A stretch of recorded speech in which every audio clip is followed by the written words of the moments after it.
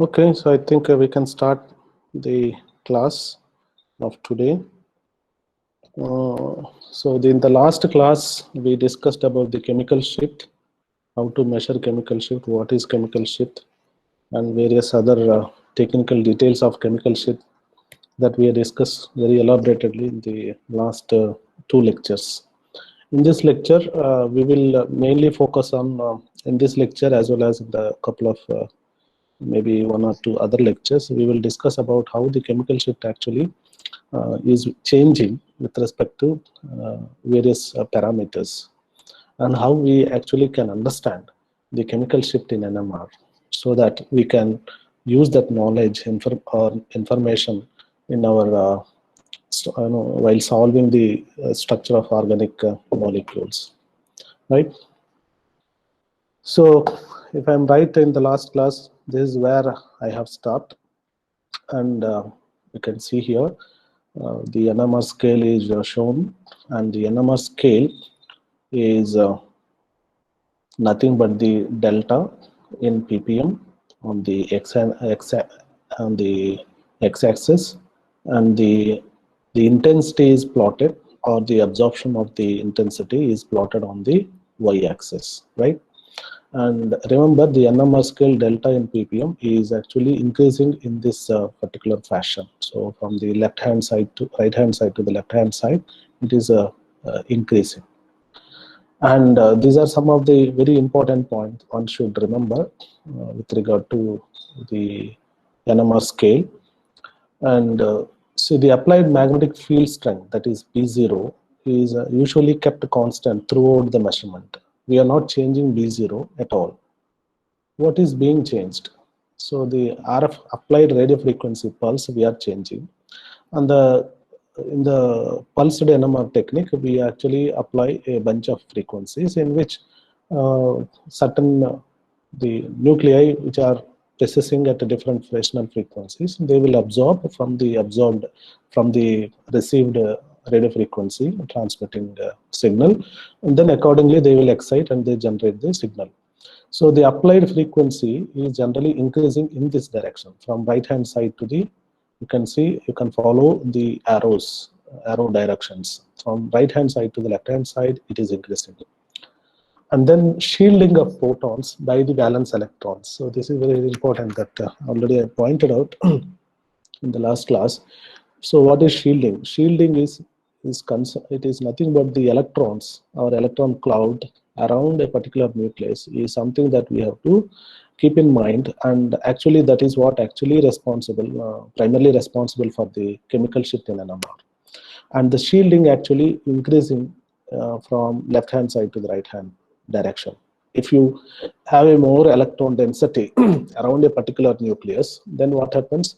Then the electron cloud will not permit the nucleus which is in the core to see the actual magnetic field which we have applied, that is B0. On the other hand, if you have less electron cloud, then such a nuclei will see the maximum applied magnetic field that we are externally applying. So the shielding is something that is very, very important. And if you have a more electron density around a particular nuclei, then such a nuclei is said to be more shielded. And on the other hand, if you have a nuclei which is surrounded with less electron density or cloud, what we say it is a de-shielded or less shielded, right? So a shielded photons will resonate at the extreme right hand side, and de-shielded photon will resonate relatively with respect to the other signal on the left hand side. So left hand side photon, suppose in a given NMR spectrum you have two signals on your right hand side and left hand side. So the right hand signal is said to be shielded photon, which is close to the TMS signal.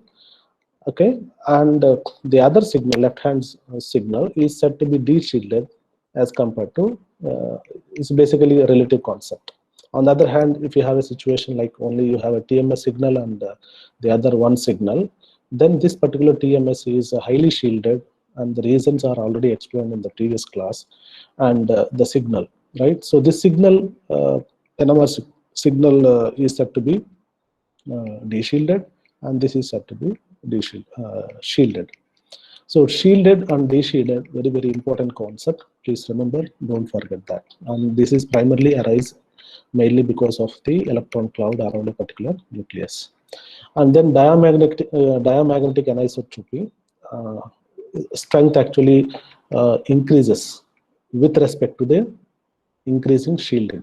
If you have a more electron cloud, then there is a more possibility that it shields strongly, and then you will see more diamagnetic anisotropy. So it increases along with respect to the with respect to the increasing shielding of the electron density. Then the net magnetic field is actually changing from right hand direction to the, or it's not changing, it is increasing from the right hand direction to the left hand direction. On the other hand, the frequency of resonance frequency is also increasing in this right hand side to this one. So why a particular resonance is increasing, that we will see after this slide. But just to give you a little bit overview of what are the NMR scale, especially with regard to the proton NMR scale and then carbon NMR scale. I have just given a small one slide here, that so wherever the position it may be, the TMS signals will be set it to 0, and then rest of the things will be aligned with respect to this one. I told you already the reason that we take as a reference as standard, and in the NMR spectrum while measuring, and that particular thing we take as a standard or reference. With respect to that, with the chemical shift of any other proton or any other carbon or any nitrogen, any other magnetically active nuclei is being measured. So typically aliphatic proton will resonate in this region. So around 1 it will actually resonate. So it is not very stringent rule, because when you talk about when you try to since I'm trying to explain the general or broad view, then I cannot say specifically aliphatic proton will come here. It all depends upon, if they are isolated from a molecule, then I can say that precisely it will resonate at this frequency. But then we see often that the molecules, okay, protons are basically connected with the other atoms. So accordingly, their particular resonating frequency will be different. So therefore, we talk about ranges rather than a specific value, right? So ranges are more important, and one has to remember. Suppose if you have a methyl proton that comes around 1. Why I said 1? Because that a methyl can attach to a maybe another methyl. Therefore, we will get a ethane molecule, or it can attach to a CH2, and then in that case, and then the CH2 can attach to a bromide. Let's say it is a ethyl bromide. Then in that case, that the CH3 proton will come in a slightly different position than the other case, which we have already discussed, right? It all depends upon what kind of the electron density around a particular nucleus or proton is there. That actually dictates the actual position of the NMR signal. So we have to talk about, and we have to remember the NMR chemical shift ranges of aliphatic protons, aromatic protons, olefinic, and then amide proton, acid protons, alcohols, NH protons. So these ranges are very, very important. While and I suggest all of you to remember and by heart this. And there is no other way that you can actually remember this. You can proceed further, solving the structures. These are very, very essential in solving not only this semester examination or midterm examination, but also in the CSR point of view and various other competitive examination point of view. And remembering by hearting this chemical shift value is very, very important. So keep in mind, I don't repeat this thing, and if you can't really remember those numbers, definitely you will be failed to solve the structure. So it is up to you how to take it, whether to take it seriously or not. Then Kuntal, are you following? Yes, sir. Okay, good. My friend Nandu? Sorry. Nandu is there? Yes, sir. Are you Yes, sir. following what I'm saying? Yes, sir. Okay. Yes, sir. Okay, you have to by heart and remember all these chemical shift values of various thing, and the standard tables are available in most of the textbook. Not most of the, in all textbook. Wherever the NMR chapter is there, without this table, they will not write. Nobody will write a chapter. So you have to read that particular and memorize those values. That will helpful for solving the chemical structures. So not only proton signal, and down there is a carbon. So carbon and proton are well explored and well standardized, and a lot of research has been done, and everything has been documented very nicely. It came to basic textbooks. Therefore, we should remember at least those values. Okay. And coming back to the discussion, the proton NMR signals, the scale of proton NMR typically changes from, here I shown from 0 to something like 16, but then it can go up to 18 or 19 also in special cases, but typical range is up to 16 or 17. But sometimes in a rare case it will go. And similarly, that the even though I showed up to 0, but there are few cases where we come across the scale can go up to -5, typical cases. So in between, couple of special molecules are there. We will be discussing after a few slides. So there are few cases where the protons, few protons will be showing signals in the range of 0 to minus 4.5 or 5 ppm. That is also possible. Therefore, you remember all these things. And then coming back to the carbon signal, again, you can see here that the aliphatic carbons like sp3 carbons and then sp2 carbons will come here, and aliphatic carbons are in this around 40, right? And then olefinic, I mean double bond carbons are in this region, aromatic carbons are in somewhere around 120 region, and then carbonyl ketones, aldehyde, amide, all those, that particular carbon will be seen somewhere around 200, around that particular value. One can see that. Okay, so in this case, that acids are on the extremes, right side. I mean, about 10 it will show, and aldehydes are in between 9 and 10. And the aromatic protons and amine protons, they will be seen somewhere between 7 to, 7 to somewhere 8 or 8.5 sometimes, rarely. And then olefinic things are around 5. So, right. And then alcohol protons, there is no specific region, but they will come in between 1 and 5. So anywhere it can come. And the amide protons, again the same situation, that we cannot precisely say that where they will come, because they are said to be labile protons, and depending upon the situation and condition that we are using for recording a NMR, especially what kind of solvent that you are using, that really dictates the chemical shift value of alcohols or amines or sulfonyl groups, etc. Right. So these are the some of the numbers. So in the previous slide it's only I have given, but then you can see here that some numbers are given, and this type of numbers are available. I have copied this table from one textbook, and similar type of things will be there most of the thing. So these are all ranges are given. As you can see, alkyl group on ACH3, a group can come anywhere between 0.7 to 1.3. And then secondary methylene proton can come 1.2 to 1.6, and alkyl proton, tertiary carbon, tertiary proton, it can come between this region.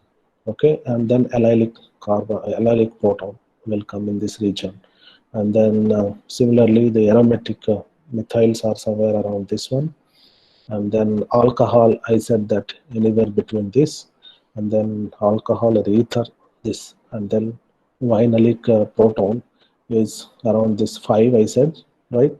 Then aryl protons are 6.5 to 8, anywhere it can come. It all depends upon what kind of functional groups are attached to the aromatic ring. And then aldehyde protons, I told you already that it can come in this region, and acid proton can come above 10. That's all. If anything you see come across above 10, that will be definitely a carboxylic proton. So these are a kind of by heart thing that you should do.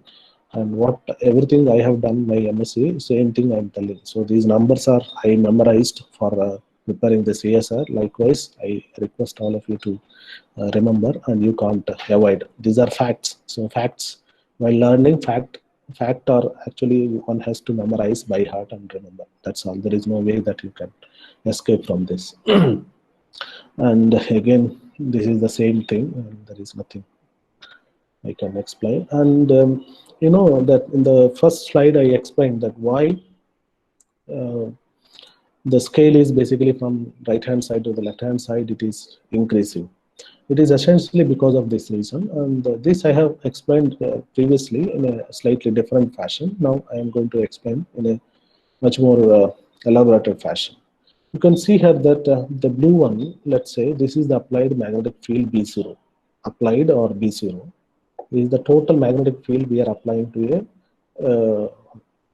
a particular magnetically active nuclei. And then let's say that that particular nucleus is not isolated. It is present in an atom, and then atom composed of electrons as well. So electron cloud actually will generate some kind of secondary magnetic field, which will always obey, which will always oppose the applied magnetic field. So this small thing, so B molecular or B induced, it depends upon you how you write it, but you can think of like, B induced. So the induced magnetic field is primarily comes from the electron cloud around a particular nucleus that actually opposes. Now the thing is, what is the effective magnetic field experienced by the nuclei? Okay, what is the effective effective magnetic field that is experienced by the nuclei? So that is easily you can calculate. B effective is equal to, so what is the formula? Simply we can write B effective is equal to what? Deepa? B effective is equal to what? B0 into 1 minus sigma. Yes, so B0 not into, it is minus B induced. Okay, induced. So it is like a B applied. Applied you can take it as a B0, right? B molecular, it is nothing but the induced. So this is an induced one. So that is the total is this, and this is the induced one. So the effective one is the black arrow. This is what actually it is experiencing. It is supposed to show this much, but because of the induced magnetic field which is opposing, it is not experiencing the total applied magnetic field. So this is a very straightforward concept, and this is primarily as a result. Suppose you just imagine one situation where the B induced is more. B induced is more. When B induced is more, B induced will be more when a particular nucleus is surrounded by more electron cloud. As a large amount of electron cloud, if it is surrounded by, then we come across the effective magnetic field experienced by such a nuclei will be less, right? Understand? So this is a very straightforward concept. Please remember that if B induced will be high, if the electron density is high, as a result, B effective will be less. And then, in the NMR, what we do while recording, actually, we have to look at B effective, right? B effective. If B effective is high, then such a nuclei will resonate a higher precessional frequency, right? If B effective is less, such a nuclei will resonate at less precessional frequency. Why? Because the applied magnetic field is directly proportional to nu Larmor frequency. This is right. Larmor frequency is directly proportional to the magnetic field, right? So while measuring, actually the frequency directly proportional to the B effective. Therefore, and if you come across a nuclei with a more electron density, its effective magnetic field will be less, and then it will precess with a small Fresnel frequency. On the other hand, if B induced is less, such a nuclei will precess more because B effective will be high, right? So as a result, such a nuclei will precess at a higher frequency. So these are very simple concept, and try to understand all those things. And all those chemical shift values, actually we can easily understand from the concept of electronegativity. You can see here, I have not, maybe this is not the right slide, slide. Maybe in the next slide I will be explaining that concept. For the time being, please remember that shielding and deshielding. So what is the shielding and deshielding? So a nucleus, if it is surrounded by more electron density, it is said to be shielded. And if a nucleus is surrounded by less electron density, then it is said to be, it is deshielded. So shielded protons will be seen somewhat close to the TMS signal, because the TMS signal is, a TMS proton is highly shielded proton, mainly because of the plus I effect of the silicon. The electron cloud will be pulled towards,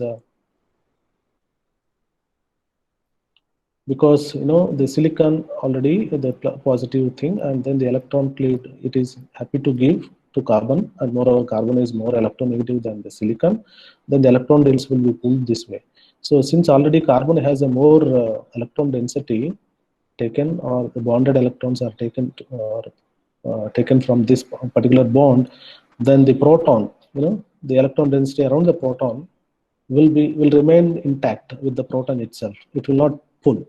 We know that the electronegativity of the carbon is much more higher than the hydrogen, but still it will not take, because it is already having more electron density. So if it does both ways, then there will be repulsion, and then such a system will collapse. So as it is pulling electron from silicon, then it will not. So in this particular case, this is a kind of special case where a proton will be with a high electron density. Therefore, such a proton we will never come across. Very rarely we come across such a proton. Then so such a proton we have taken as a reference, and then this is said to be shielded proton. So this you can see here, right? So the electron density is high. As a result, you will see in the extreme right hand side, it is said to be deshielded. And I'm introducing all the terminology. Please follow this without missing anything. So such a proton is said to be shielded, and it is said to be upfield. It is said to be upfield. Okay, so the more electron, the magnetic field, in terms of magnetic field, induced magnetic field, it is more, right? So we'll see that way. So upfield, and then high electron density, it is quite obvious, and then low chemical shift value, okay, and then low frequency. So low chemical shift value is, and then low frequency. So these are the things that normally we come across. Some people use upfield, downfield terminology. Some people use, nowadays most of the people use shielded and deshielded, but the older people generally use upfield and downfield. So you have to follow all the terminology. Now obviously on the left hand side proton is said to be, if it is shielded, then the other one will be, the peak which you see on the left hand side to you is said to be deshielded. And then if a proton on the right hand is said to be upfield, and this one is said to be downfield. So if the electron density is high on the right hand side proton, then low electron density on the left hand side. And then chemical shift, on the left hand side it will be high, and then frequency also will be high. So these are the terminologies one should try to follow. Now the question is, how can we understand these chemical shift trends or patterns? And of course, the best and the foremost concept that one can remember is the electronegativity. So look at the electronegativity to which a particular magnetically active nuclei is attached. From that, one can able to understand, one can able to come to a conclusion about the chemical shift value of such a nuclei. For example, let's take an example that we have alkyl halides. I'm really poor in organic chemistry. Please correct me if I'm using any wrong words. Am I right? This set of molecules are said to be alkyl halides, right? Deepa, are you there, Deepa? Hello, sir. You are there, right? So what do you call this category of molecules? Are they alkyl halides or all these things? Alkyl halides. Okay, very good. So alkyl halides, you can see here that a methyl proton, a methyl group is attached, in this case, a fluoride, chlorine, bromide, and iodide. So I hope that everybody knows that fluoride is a highly electronegative atom in the entire periodic group, right? So it is a want of electrons. So therefore, it takes the electron from the methyl. It pulls the electron towards itself. Therefore, as a result, in this particular case, relatively having a proton nucleus will have a less electron density or cloud around a proton, this methyl proton. Therefore, if electron density is less, such a proton is said to be de-shielded, because such a nucleus is experiencing almost whatever we applied the external magnetic field. Therefore, the proton is said to be de-shielded. So its chemical shift value is 4.26. On the other hand, the electronegativity, relatively it is less. The iodine atom. So therefore, its chemical shift value is somewhat seen at lower side compared to methyl fluorine, methyl fluoride, right? So, and then TMS is here, and then methane gas, very difficult to catch hold of methane gas and to do NMR spectrum. You know that methane is a gas, but somehow the people have done it, and or they have predicted that chemical shift value is somewhere around 0.2, and then ethane, that its chemical shift value, it is for both methyl group proton, it will be around 0.9, right? And suppose if you come across this kind of methyl lithium, right? Methyl lithium, its chemical shift value will be minus 2.1.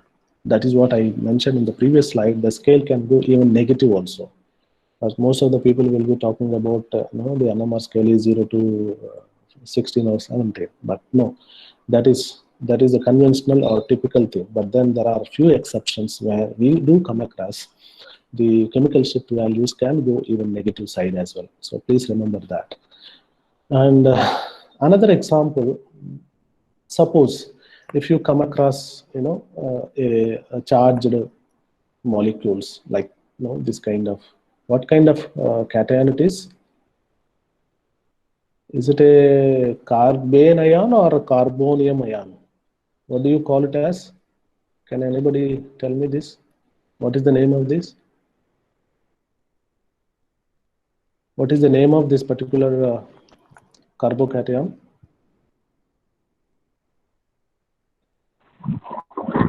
Carbonium, sir. Huh? Carbonium. Huh?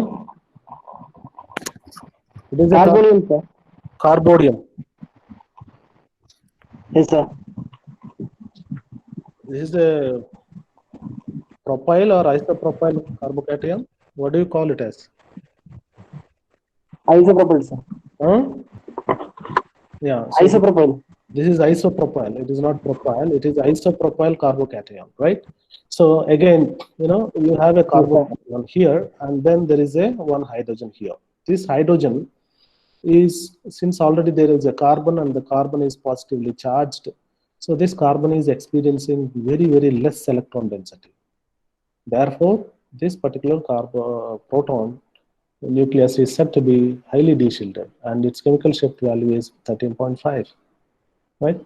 So likewise, I have a couple of things that I have documented here, that allyl, propyl, and then this kind of benzene, isopropyl, this kind of several carbocations I have listed here. You can follow this concept. If it is a carbene ion here, this is this is another one, right? Cyclopropane stuff and cyclopropane cation. Then again, this particular proton will give resonate at 10.3 ppm, and this is 9.6. And then there is a negative. I mean, negative means there is that is called carbon ion.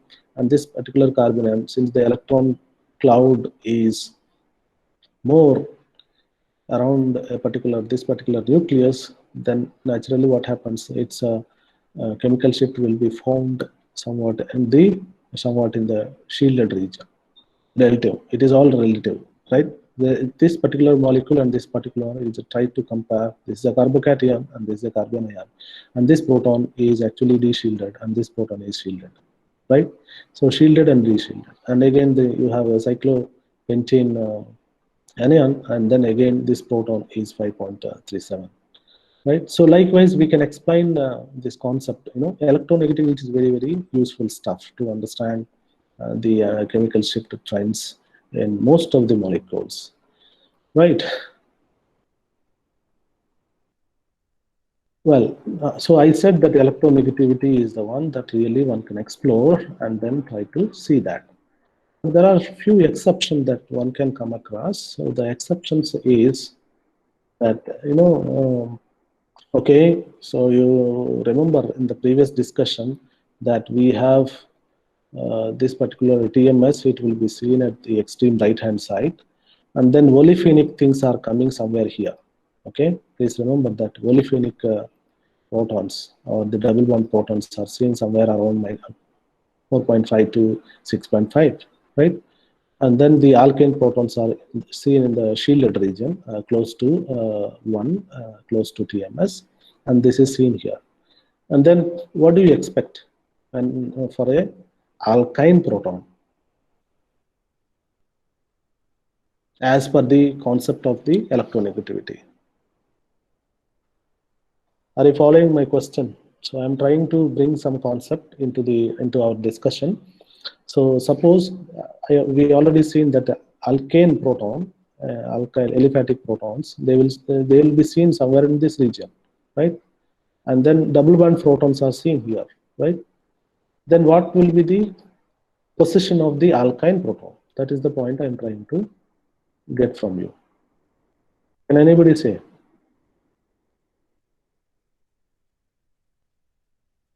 Anybody? Anne-Marie?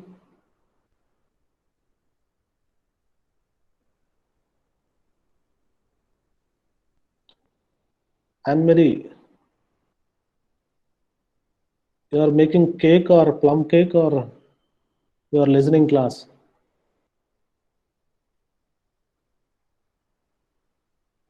Sir,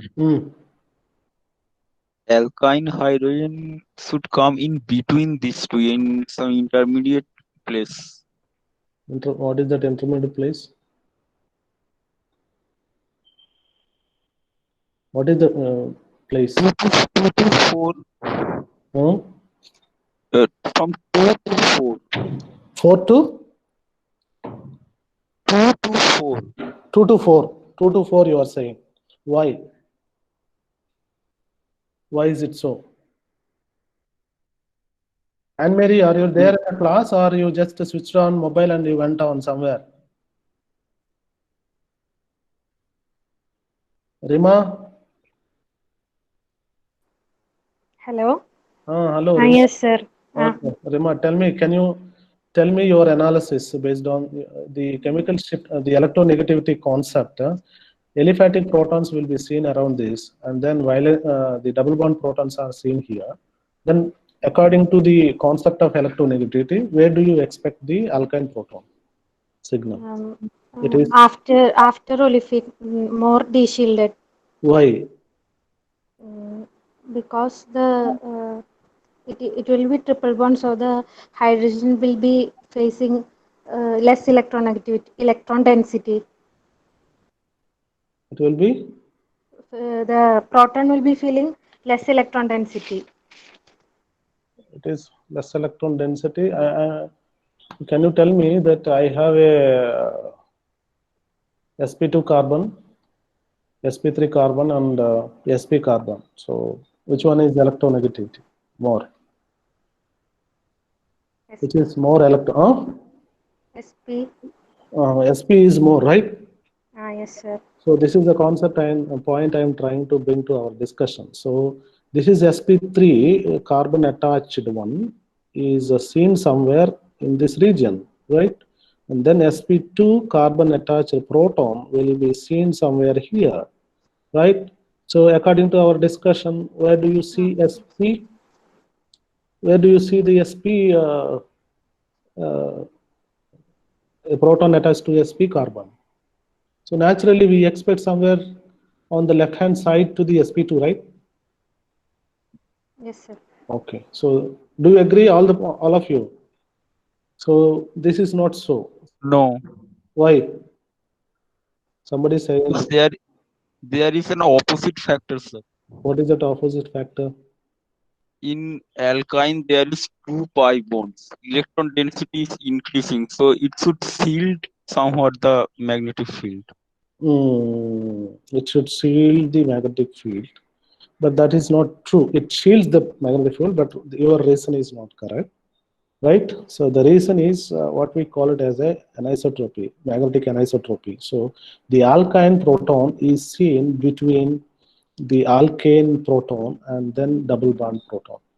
Understand? So it is seen somewhere 1.8 to 2.5 in between. Anywhere it can come. Alkyne proton. Okay. So why this is so, that we will try to understand. So this is actually due to the concept of called diamagnetic anisotropy. So what is the diamagnetic anisotropy?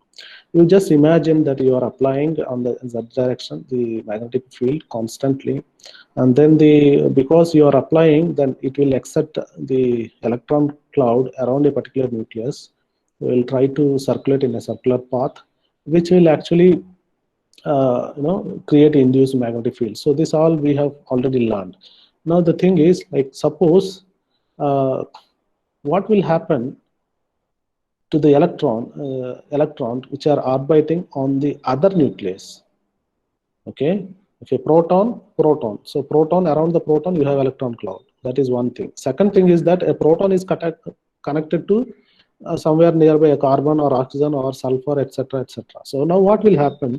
The electron, what will be the effect of the electrons on the other nuclei, not on the same nuclei, but other nuclei?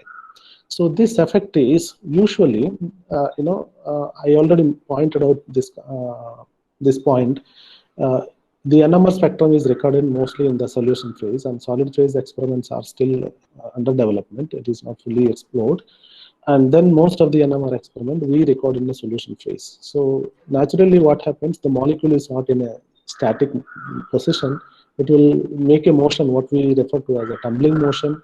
The tumbling motion is nothing but it comprises of rotational motion, it comprises of the vibrational motion, it comprises of translational motion, etc. Right? So because of the tumbling motion, the average effect, okay, you have, this is somewhat physical. The concept is somewhat physical, which is a part of the previous semester. But let me quickly go through the concept. Suppose if you have a nucleus somewhere at a distance r, okay, the other nuclei. So you have one nucleus, and then at a distance r you have other nuclei. Okay, so let's imagine that this is the distance, right? Okay, at a distance you have some other nuclei. So what will be the effect of those nuclei? We are talking about a situation where the electron density on the other nuclei will, what is the effect of the electron density on the other nuclei which is near to the proton or the nucleus which we are interested in? Usually because of the tumbling motion, it averages to 0. Okay, so that is what this animation shows, that initially that, okay, you just imagine it is at a distance, the dependence is 1 over r cube.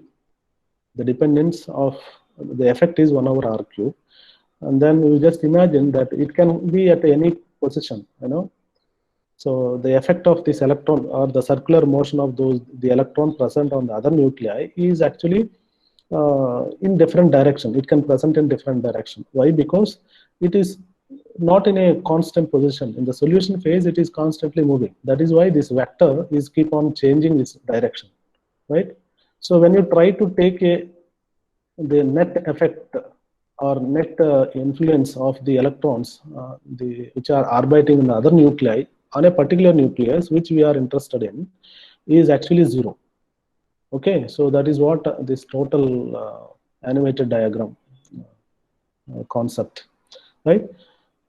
And then when you try, this is only one particular direction and 2-dimensional we are explaining. But when you think of the 3-dimensional, it is averages to 0, this particular effect. But you see that in this case that we have kept our nucleus constant, right? In the entire discussion, you remember that this particular red color, this is our interest, so initially, and this particular one is kept at constant. It is not moving. We are only thinking the other one is moving, right? So what if this one moves, right? If this one also moves in a movement, and then that will lead to some kind of diamagnetic anisotropy. It is not isotropic. The effect is not isotropic. It changes with respect to the position of the direction of the molecule which we are discussing. So that is the diamagnetic anisotropic effect briefly. And then let me explain the quantitative picture. So it is not non-zero if unless the orbiting depends upon the molecular orientation. If the orientation is isotropic, then the effect is 0. But if it is anisotropic, naturally the effect will be anisotropic. That's the concept. Now this anisotropic concept we can explain with many other with regard to various molecules. Let's take an example of benzene. Okay, let's take an example of benzene. So benzene can present in different orientation, but the net effect is that whatever the position of the benzene, but there is a net effect. That effect only I'm going to discuss. And so don't ask me that, sir, why you have drawn only benzene like this. Okay, benzene can present in a given molecule any direction. So it is not a stringent rule that benzene only should present somewhat perpendicular to the slide or transparency of. Okay, so it can present in any orientation. But then we talk about this particular effect, which is actually contributing major to the anisotropic effect. Now, so the benzene is like this, and we know that there is a pz orbital in each carbon atom, and it is sp2 carbon atoms, and everything is joined together, and then each sp2 hybrid orbital, there is a one electron, and this electron, so the benzene can present any orientation, and it has got 6 carbon atoms, and each carbon atom has a 2pz orbital, and this 2pz orbital is having 1 electron. And all those things we know that the electrons are basically delocalized, right? So under the influence of the external magnetic field, then these pi cloud or pi electron density will be basically circulating. Okay, so since it is circulating, then one can draw the magnetic flux of lines this fashion. So this is the direction in which that you are applying the external magnetic field, and then as a result, the electron cloud is, so the electron density is basically revolving in the direction, right? So once you place it, since the electrons are charged species, then this very huge magnetic field exerts the electrons present in the benzene ring pi cloud will try to move. It will try to circulate in this direction, right? So because of the circular motion of the pi electron cloud, then we can actually, it will induce a secondary magnetic field. This secondary magnetic field, the flux lines that we can draw like this, and in this region, definitely then it will be opposing, and the magnetic flux lines that you can draw in this fashion, and this direction also you can draw, so it will be opposing, right? And then, but in this region that it will be parallel. So now you can just imagine that you have two situations here, that one is a proton present on the periphery, okay, a proton present on the periphery and the center. So in the center, we don't have any proton here, but there are molecules that we will see in the couple of other slides where the protons all do present at the center or the upper or the above and bottom plane of the pi cloud, right? So a proton present here, that it will experience more the magnetic field than the applied magnetic field. Why? Because this is the induced magnetic field is aligning with respect to, you can see here that this is parallel to the applied magnetic field. Similarly, a proton here, again it is parallel, right? A proton which is here or this direction, they experience the net magnetic field is somewhat in addition to the actually applied magnetic field B0, right? So this as a result, that if the net magnetic field is high, then naturally such a proton will be seen at what? Which position? It will be seen at the extreme left side, right? It is said to be d-shielded, right? If the electron magnetic field around a particular nucleus, net magnetic field is more, okay, B effect is more, then it will resonate at a higher frequencies, right? If the magnetic field is less, then it will resonate at less Fresnel frequency. That is a relation, right? So since these protons are experiencing the high magnetic field, net high effective magnetic field, then they are relatively more de-shielded, okay? So they will process at relatively higher frequencies, right? And then I think let me take this example, which is really important, a very nice example, which is basically the continuation of my previous slide. Here, that you have this is called a pyrene molecule, okay? Is it aromatic or anti-aromatic? Bhuvaneshwaran. Hello, sir. Is it aromatic or anti-aromatic?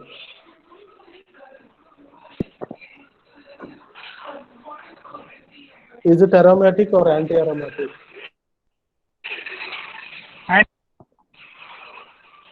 Anti-aromatic. Anti-aromatic. Why? 4n plus 2 electrons. So 4n plus 2 electrons is said to be anti-aromatic or aromatic? Nimisha? Sir, it is aromatic. Hmm? It is aromatic. Are you sure? Yes, sir. So let me hear from Nimisha. Hello, sir. So is it aromatic or anti-aromatic? It's aromatic, sir. What is the definition? 4n plus 2 electrons should be there. Anti-aromatic means 4n electrons. 4n pi electrons. Okay, not electrons. You have to always say pi electrons. It's not the electrons. It's the pi electrons. Okay, so a molecule is said to be aromatic when it is having 4n plus 2 electrons, pi electrons. Then a molecule is said to be anti-aromatic when it is having 4n pi electrons. So the pyrene molecule is, you can see how many double bonds are there? 3 plus 7. 3 plus 4, it is 7. 7 multiplied by 2, 14. Right? Is it right? I mean, so how many total bonds? 3, Yes. 7. 7 multiplied by 2. Right? So it is aromatic, right? Okay, so the point is that the periphery protons will resonate at a very high frequency or high value of delta. It is above 8. Okay, so above 8. So usually aromatic protons will be seen in between 7 and 8, but this one is even strongly de-shielded as compared to a simple benzene ring. Now, where is the position of this methyl ring? Methyl protons. These methyl protons are seen extreme right side. It is minus 4.23. Okay, why? Because I told you I already given the explanation that. So a methyl proton, these methyls, pyrene is a planar substituent, okay, planar molecule, but then methyls are projected above one methyl and down one methyl. That is what the description here is. The dotted line means it is a rare site. Okay, thick line means in the convention that it is projected towards you, right? Okay, so this particular molecule is a planar geometry, and above the plane and below the plane that we have two methyl groups are there. Now again we can draw the magnetic flux lines on both sides, and then it will induce the secondary magnetic field, it will accept the secondary magnetic field, and then the secondary magnetic field, because of that secondary magnetic field, the proton present at the periphery, they experience more effective magnetic field, while the above the plane, below the plane, the protons will accept effective magnetic field will be less because they are opposing, right? So they are present in a region where the induced magnetic field is opposing. In the previous slide, please recall that here, if a proton is present in the center, I mean center in the sense that above and below. So here you can see the position is below. No, position is opposite direction, right? 1 minute. ഈ ലാബിലുണ്ട് 209 ലാബിൽ ഇருக்கு ഒരു വാൾ ഫോളിലുണ്ട് അത് നോക്കാം ഞാൻ വരാം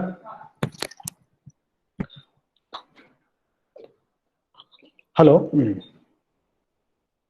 So since in the case of this pyrene, dimethyl pyrene molecule, the methyl groups are present above the below plane, therefore they experience these methyl proton experience relatively less effective magnetic field because they are opposing, and then as a result such a proton will be seen at extreme right hand side, even far below than the TMS signal, right?